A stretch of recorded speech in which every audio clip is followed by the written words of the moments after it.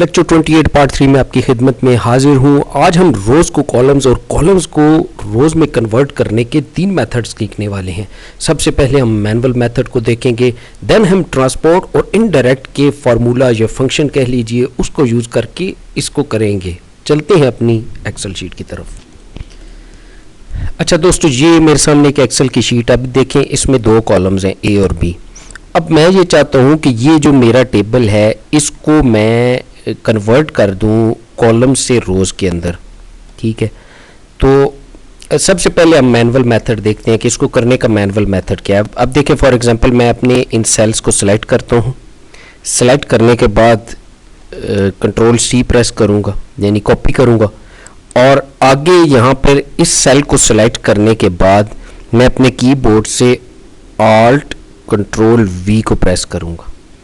تو دیکھیے alt control کو V پریس کرنے کے بعد یہ میرے سامنے یہ اوپن ہو گیا ہے.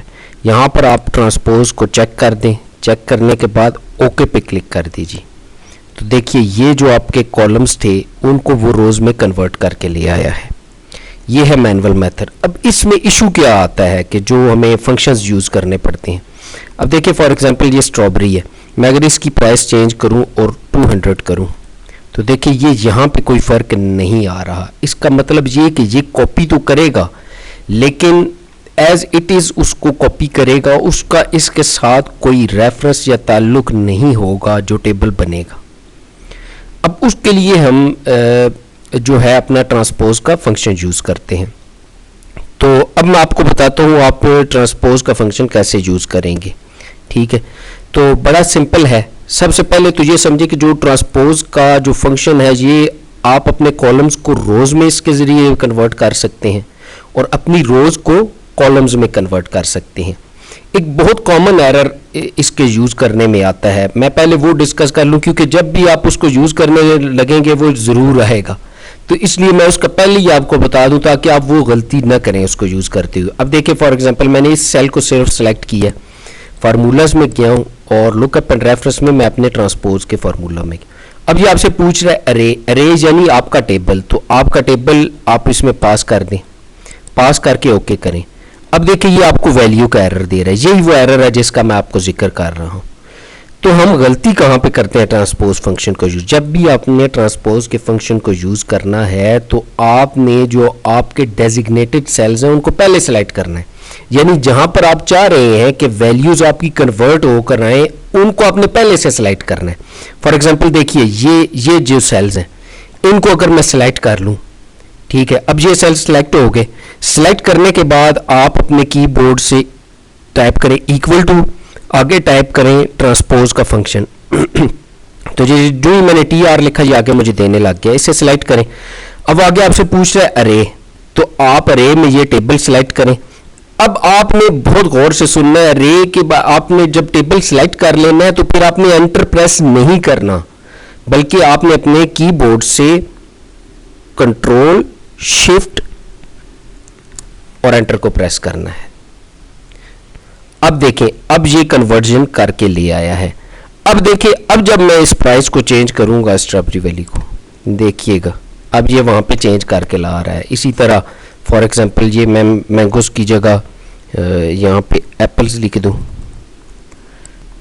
تو دیکھیے یہی چینج یہاں پہ آ کے بھی ہو گیا ہے. اب ٹرانسپوز کے فنکشن میں بھی ایک لیمیٹیشن کہہ لیں کہ وہ یہ ہے کہ آپ کو ٹیبل پہلے سے سلیکٹ کرنا پڑتا ہے, جو کہ بندے کو تھوڑا سا بندہ کہتا ہے کہ یار یہ کیا بار بار مجھے ٹیبل سلیکٹ کرنا پڑتا ہے, اور ٹیبل سلیکٹ کرنے کے بعد یہ فارمولا لگتا ہے. اور اگر اس ٹیبل کی رینج سے کچھ ہلکی پھلکی چیز باہر ہوگی جیسے A2 سے B7 تک ہے یہ, تو وہ اس کو بھی نہیں لیتا. تو اس کے لیے ہم پھر ایک اور فنکشن یوز کرتے ہیں جس سے ہم انڈائریکٹ فنکشن کہتے ہیں. ٹھیک ہے, تو اب میں آپ کو بتاتا ہوں انڈائریکٹ کے فنکشن کا. یہ بھی بڑا سمپل ہے. آپ نے کرنا کیا ہے, سب سے پہلے تو آپ یہ دیکھیں کہ یہ کرتا کیا ہے. اب دیکھیں اگر میں اپنے کی بورڈ سے یہ ٹائپ کروں از ایکول ٹو A2, تو اب آپ یہ دیکھیں جب میں نے از ایکول ٹو A2 کیا تو یہ مجھے A2 یعنی یہ جو اس میں ویلیو ہے اس کو اٹھا کے لے آیا یہاں پہ اور یہ پرنٹ کر دی ہے. بالکل اسی طرح سے इनडायरेक्ट का फंक्शन क्या करेगा, आप देखिए फॉर एग्जांपल इस सेल को मैंने सेलेक्ट किया, मैं यहाँ पर गया और यहाँ पे जाके जब मैंने इनडायरेक्ट का फार्मूला, तो अब ये क्या मुझे कह रहा है इनडायरेक्ट का फार्मूला कि रेफरेंस टेक्स्ट बताएं। रेफरेंस टेक्स्ट क्या होता है, अब देखें अगर मैंने किसी बंदे को अपने घर बुलाना है तो मैं उसको डायरेक्ट कॉल करने के बजाय मैं किसी और दोस्त को कॉल करूं और मैं कहूं कि तुम मुझसे बुलाओ, तो ये क्या हो जाएगी, मेरा रेफरेंस कॉल हो जाएगी कि मैं किसी के रेफरेंस से उसको कॉल कर रहा हूं, डायरेक्ट कॉल नहीं कर रहा। इसी तरह इनडायरेक्ट का फंक्शन भी रेफरेंस के जरिए काम करता है कि इसके अंदर आप जो वैल्यू पास करेंगे ये उससे आगे की तरफ जाएगा।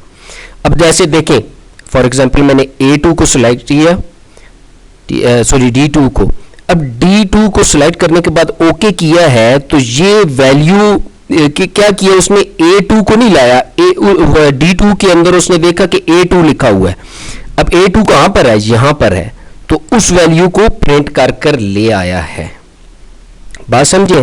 तो अब आप सिंपल अगर ये करें कि इसको ड्रैग करके इस तरफ ले जाएं A2 को, और यहां पे देखें फॉर एग्जांपल मैं अपना B2 लिखता हूं और इसको भी आप ड्रैग करके इस तरफ ले जाएं, तो अब आप ये देखिए कि यहां पर आप इनडायरेक्ट का आपका फंक्शन लगा हुआ है ना, इसको ड्रैग करके इस तरफ ले आए, इसी तरह इसको ड्रैग करके नीचे लाएं कि नीचे, और यहाँ से आप इसको आप ड्रैग करके इस तरफ ले, तो ये देखिए आपका सिंपल, ये वही कन्वर्जन इनडायरेक्ट के फंक्शन के जरिए आपकी हो रही है।